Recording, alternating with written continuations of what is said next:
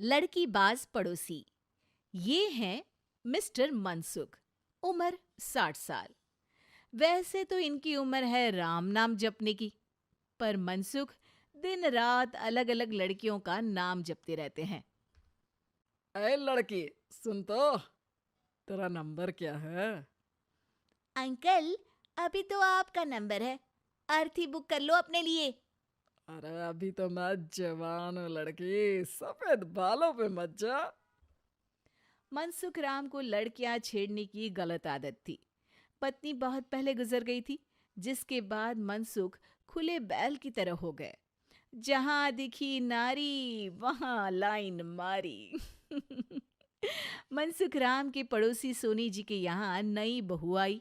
नाम था कल्याणी। अरे वाह बेटा कल्याणी, तेरे आते ही घर में खुशी खुशी हो गई है बेटा। अरे माँ जी, जलेबी खाओ, बात मत करो। बोलने से खुशी को नजर ना लग जाए। जैसे मोहल्ले की हर लड़की पे मनसुख की नजर थी, वो कल्याणी को भी बुरी नजर से देखता है। एक दिन कल्याणी छत पे मिर्ची सुखाने जाती है। दूसरे छत पे खड़ा मनसुख गाना गाने लगता है। उफ उफ मिर्ची, हाय हाय मिर्ची, देखे तो तुझे लग जाए मिर्ची। कल्याणी को लगता है कि यूं ही गा रहे हैं, शौकिया तौर पर ये तो होता ही रहता है। एक दिन कल्याणी आंगन में पौधों को पानी दे रही होती है। फूल हूँ गुलाब का, चमेली का न समझना, आशिक हूँ मैं आपका, सहेली का न समझना। कल्याणी को ये बात बहुत अजीब लगती है, क्योंकि शायरी बोलते वक्त मनसुख उसी की तरफ देख रहा था। वो अंदर जाती है और अपनी सास को कहती है, ये जो हमारे पड़ोसी हैं। अरे दूर रहना उससे। हाँ, दूरी रहूंगी, पर ये थोड़े अजीब नहीं है? अरे अजीब, आवारा, ठरकी, पता नहीं क्या क्या आदमी है वो। हर लड़की पर नजर डालता है वो। उसकी उम्र की वजह से कोई उसे कहता नहीं। बाकी उसे आसपास रखना भी नहीं चाहिए। अरे पर ऐसे थोड़ी ना चलेगा। एफआईआर करवा देनी चाहिए। हवालात में हवा और लात खाएंगी तो समझ जाएंगे। अरे यही तो दिक्कत है ना समाज की। जिसके साथ दिक्कत होती है उसको भी समाज गुनहगार समझता है।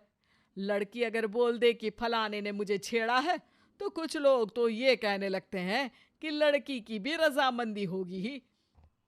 ये तो है, पर कुछ तो करना ही पड़ेगा। नहीं बेटा, कुछ मत कर। जबरदस्ती हम किसी से लड़ेंगे नहीं। हमारा परिवार इज्जतदार परिवार है।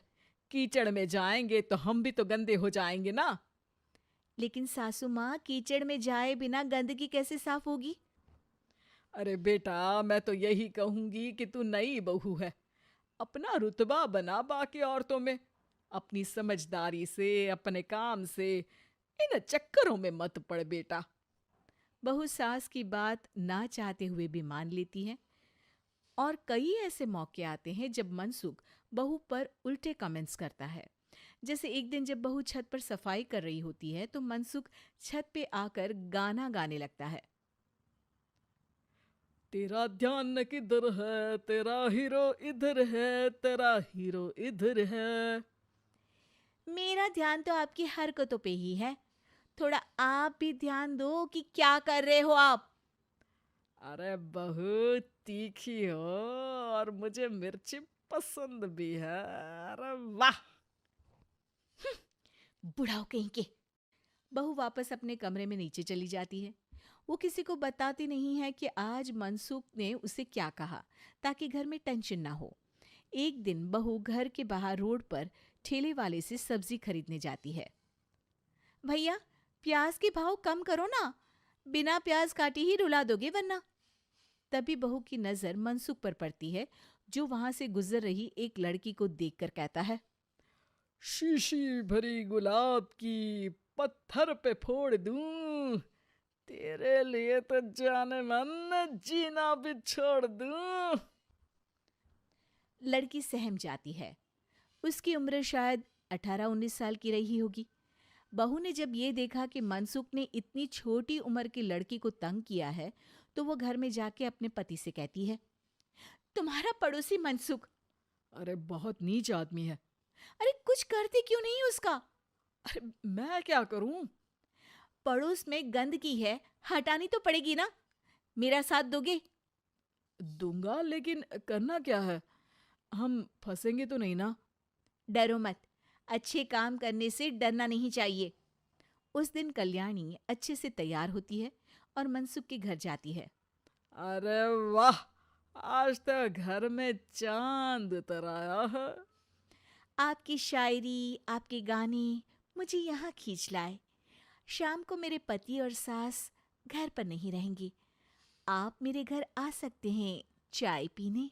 अरे जरूर जरूर, मुझे पता था तुम समझदार हो, पर इतनी जल्द मुझे पसंद करने लगोगी ये नहीं सोचा था। चाय पे इंतजार रहेगा। मनसुख शाम को कल्याणी के घर चला जाता है। आप बेडरूम में बैठिए, वहां चाय पियेंगे। अरे वाह बेडरूम में चाय मनसुख हंसता हुआ बेडरूम में जाता है और वहां का नजारा देख के घबरा जाता है। वहां पर मोहल्ले की वो सारी लड़कियां खड़ी हैं जिनको आज तक मनसुख ने छेड़ा था। कल्याणी भी बेडरूम में जाके दरवाजा अंदर से बंद कर लेती है। अब बेडरूम से सिर्फ डम डम डिशम डिशम की आवाज आती है और बीच बीच में मनसुख की चीखें भी सुनाई देती हैं। अरे माफ कर दो बिटिया, अरे नहीं नहीं नहीं, अरे डंडे से नहीं, अरे अरे लग जाएगी, अरे आई।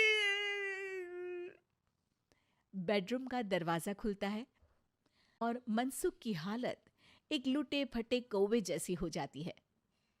किए की सजा तो मिलनी ही थी आपको, लेकिन आपकी और आपसे ज्यादा हमारी इज्जत का भी ख्याल रखना था। इसलिए इस बार शांति से धर धर के धरना किया हमने आपकी। अगर जरूरत पड़ी तो बाहर जुलूस भी निकाल सकते हैं। आप ऐसी गलती नहीं करूंगा, मुझे माफ कर दो। बहू मनसुख को बाहर छोड़ने जाती है। मनसुख अपने घर की तरफ बढ़ता है। वैसे आपको चाय कैसी लगी? मनसुख अपने दुखते गाल पे हाथ रख के कहता है, कड़क